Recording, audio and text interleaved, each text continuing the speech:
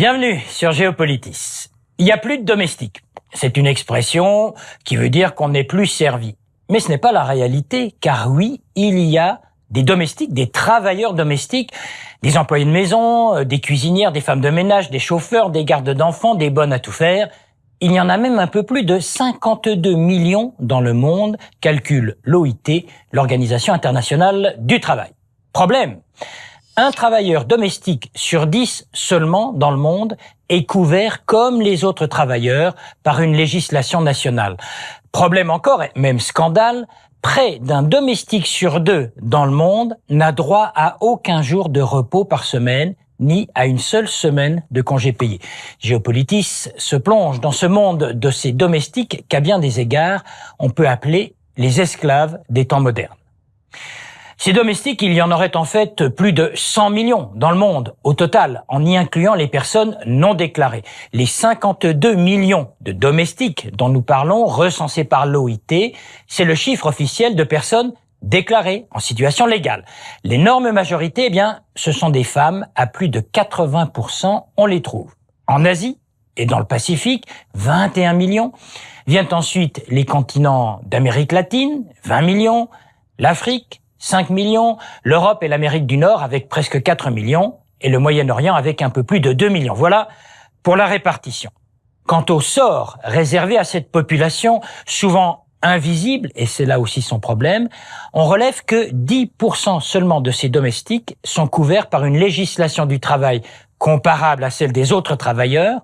Plus de 50% n'ont aucune limite de durée hebdomadaire de travail et 45% n'ont aucun droit à une période de repos hebdomadaire. Enfin, à peine 50% de ces hommes et femmes ont un salaire minimum équivalent au salaire minimum d'un autre travailleur. La situation est tellement choquante qu'à Genève, en juin de l'année 2011, il a fallu adopter une convention internationale sur ce travail domestique. Un beau succès pour l'OIT, même si, à ce jour, 3 pays seulement ont ratifié cet accord. Un beau succès, en tout cas, pour les délégués de ces travailleurs et travailleuses domestiques venus à Genève du monde entier. Domestic workers today can celebrate even in absence of ratification because the opportunity is now open to them. Doors are now open to domestic workers to enjoy the same benefits and privileges as other workers throughout the world. On se résume, 3 pays ont donc fait ratifier cette convention par leurs parlements respectifs dès la signature de ce texte. Depuis, 4 autres pays ont agi de même, dont l'Italie, qui est d'ailleurs le seul pays européen à avoir agi de la sorte. Bref, il reste un très grand nombre de pays qui doivent aller dans ce sens. Disons que ces pays, pour le moment, réfléchissent, ils prennent leur temps.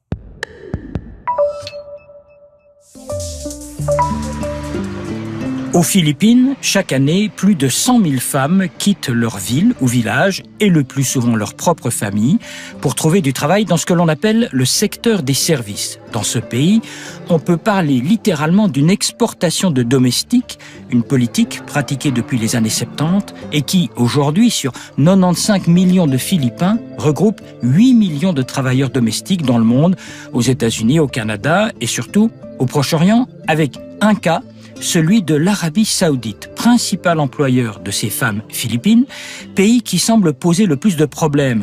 Passeports confisqués, salaires non versés, jours de congé inexistants et parfois violences physiques, voire sexuelles. Aux Philippines, où ces travailleuses expatriées assurent au pays 12% de son produit intérieur brut, on a même créé des écoles, des académies d'employés de maison avec cours de langue, familiarisation avec une autre culture, un autre habitat, une autre tenue vestimentaire, en somme, pour reprendre une expression courante aux Philippines, une école de super domestiques, voire de super bonnes. Elles ont perdu leur combat. Elles sont 300 000 venues d'Indonésie et de plusieurs pays de la région à travailler à Hong Kong, ce territoire chinois de 7 millions d'habitants. Là-bas, les domestiques ont droit, certes, à un jour de congé par semaine et à un salaire relativement décent, encore que récemment, on leur a imposé une baisse de revenus. Mais le grand problème de ces employés de maison n'est pas là.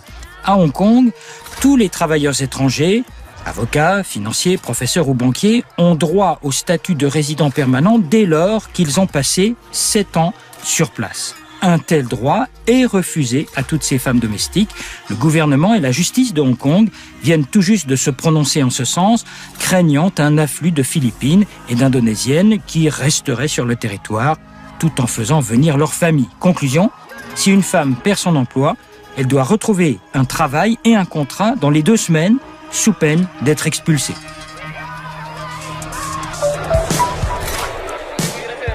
C'est un texte dont l'intitulé dit tout, Convention sur le travail décent des travailleurs et travailleuses domestiques. Cette convention, qui porte le numéro 189, reconnaît pour la première fois dans le monde un statut à cette population de travailleurs enfin considérés comme employés à part entière et donc devant pouvoir jouir des mêmes droits. Tous les pays ayant signé cette convention sont d'accord pour établir des règles à destination des employeurs, entre autres engagements, une durée de travail dite raisonnable, égale à ceux des travailleurs d'autres secteurs, une indemnisation des heures supplémentaires, un repos hebdomadaire d'au moins 24 heures consécutives, une information claire et précise sur les conditions d'embauche, le droit au congé payé et enfin le respect des principes fondamentaux du travail, dont la liberté syndicale. Certes, la plupart des pays signataires n'ont pas encore formellement fait ratifier cette convention, mais l'idée qu'un texte international existe et garantit des droits fait son chemin, ainsi que l'affirmaient certaines de ses employés de maison. Ce qu'il faut, c'est domestiquer l'emploi domestique.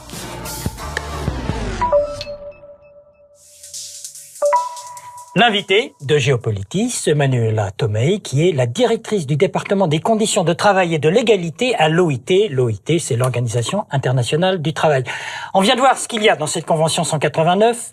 7 pays ont ratifié, on a envie de dire, mais pourquoi seulement 7 pays? Qu'est-ce qui fait que les autres pays, y compris les Européens, tardent tant? La convention 189 a été adoptée il y a 2 ans par la conférence. Et il y a des moments techniques, c'est-à-dire un État membre, avant de décider de la ratification, doit entamer tout un processus de consultation. Alors ça prend déjà du temps. Ah, vous dites qu'il y a du retard éventuellement, mais pas de mauvaise volonté? Il y a effectivement un nombre, pour l'instant, relativement réduit. Parce que justement, il y a des temps techniques. Il y a 7 pays qui ont ratifié jusqu'à maintenant, mais il y en a 10 autres pays qui sont en train qui ont déjà entamé les processus de ratification. Alors même si ces pays n'ont pas ratifié par leur parlement respectif, au moins ils ont signé cette convention. Est-ce que ça fait avancer les choses globalement parlant? Sûrement. L'adoption d'une convention qui établit sans ambiguïté que les travailleurs domestiques sont des travailleurs qui ont droit à respect, à la dignité et à égalité des traitements vis-à-vis les autres travailleurs, c'est un signal politique très fort qui éclaircit aussi quelles sont les conditions auxquelles il faut les soumettre et les conditions de travail qu'il faut respecter. On se demande même pourquoi ça n'avait pas été signé avant. Ça semble même incroyable qu'il n'y ait pas eu de statut pour ces travailleurs domestiques. Tout à fait. Les travailleurs, mais dans plusieurs pays du monde, les travail domestiques n'est pas aperçu comme du vrai travail et les travailleurs domestiques ne sont pas couverts par les codes du travail. Et alors, je veux dire, il faut effectivement surmonter une culture, une tradition de la visibilité. Il s'agit de travailleurs qui n'étaient pas considérés comme tels et donc la législation ne s'occupait pas d'eux. C'est une question de mentalité aussi. Vous dites certains pays considèrent que c'est pas des travailleurs comme les autres, c'est un peu des esclaves, enfin des gens qu'on peut faire travailler comme ça. Est-ce que ça évolue ça, d'après ce que vous voyez? Oui, sûrement. Justement, vous un peu plus de respect quand même pour les gens? Les choses commencent à changer, je dirais. Et elles commencent à changer, pas seulement parce qu'il y a une nouvelle convention, mais à cause de la mobilisation que la préparation à l'adoption de la convention a généré.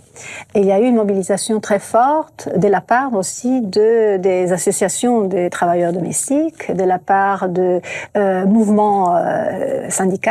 Il y a eu des alliances. Qui peuvent exister aussi en fonction de cette convention, parce qu'avant, les syndicats, il n'y en avait pas beaucoup. les syndicats, les groupes de travailleurs ont joué un rôle très important au sein des débats qui ont eu lieu dans la Conférence internationale du travail, dans le sens justement de assurer une protection minimale aussi à cette catégorie des travailleurs. Et ça fait partie d'une stratégie justement aussi de défense et de protection de tous travailleurs, de toutes les travailleuses dans l'économie formelle et informelle, parce qu'une grande partie de ces travailleurs justement travaillent dans l'informalité, dans les travails non déclarés. On est en période d'austérité, en tout cas dans certains grands pays, je pense à des pays européens. C'est encore, j'imagine, plus difficile pour vous, organisation internationale, de faire passer cette idée de respect du travailleur quand les conditions sont difficiles ? Certainement, la crise présente a créé de défis pour les mondes du travail et pour les travailleurs en général. Oui, tout le monde est touché. Dans les cas de travailleurs domestiques, je crois, sûrement, on va pas nier les circonstances complexes et difficiles, mais je crois que le processus qui a démarré ne va pas s'arrêter. Parce qu'il y a justement une prise de conscience de la part des travailleurs domestiques eux-mêmes et de la partie d'autres interlocuteurs, d'autres acteurs de la société pour faire changer les choses. Je disais tout à l'heure que c'est vrai, il y a 7 ratifications jusqu'à maintenant, mais il y a 55 pays dans le monde qui sont maintenant en train de mettre en place des mesures de différentes natures qui vont de la réforme même de la Constitution. Ça, c'est le cas du Brésil récemment, de l'établissement de certaines institutions pour assurer, par exemple, la fixation du salaire minimum pour les travailleurs domestiques, comme dans les cas de la Namibie, comme par exemple dans les cas de l'Espagne. Il y a eu. Qu'est-ce qu'il y a eu en Espagne ? Il y a eu un décret qui a été émis il y a un an, qui a remplacé l'ancien décret, qui envisageait un régime de traitement des travailleurs domestiques différent et inférieur au régime qui était réservé aux autres travailleurs. Donc il y a eu un alignement par exemple, de conditions en matière de salaire minimum, donc le même salaire minimum payé pour tous, y inclut les travailleuses domestiques. Vous nous parlez de tout ce que vous avez fait au niveau de l'OIT, l'Organisation internationale du travail. Qu'est-ce qui reste à faire ? C'est surtout, on parlait tout à l'heure de mentalité, c'est surtout un travail de sensibilisation qui reste à faire, plutôt que simplement de législation ? Oui, je crois qu'il y a des changements réels dans la vie quotidienne des travailleurs et des travailleuses domestiques. Sera possible comme résultat d'un ensemble d'initiatives qui justement touchent les plans législatifs, parce que la législation en soi-même envoie un signal très important, ce qui est toléré et ce qui n'est plus toléré, ce qui n'est plus acceptable. En même temps, il y a tout un travail justement de sensibilisation, d'information, de respect des droits de l'homme. Des respect des droits de l'homme, de la personne, et aussi de documenter les exemples, les bonnes pratiques, les faits que des mesures sont en train d'être prises, pas seulement législatives, et des résultats sont en train de commencer à ressortir. Donc je crois que c'est important aussi de faire voir les progrès. Merci. Je rappelle que vous êtes la directrice du département des ressources de travail, des conditions de travail et d'égalité à l'OIT. Merci à vous. Merci à vous.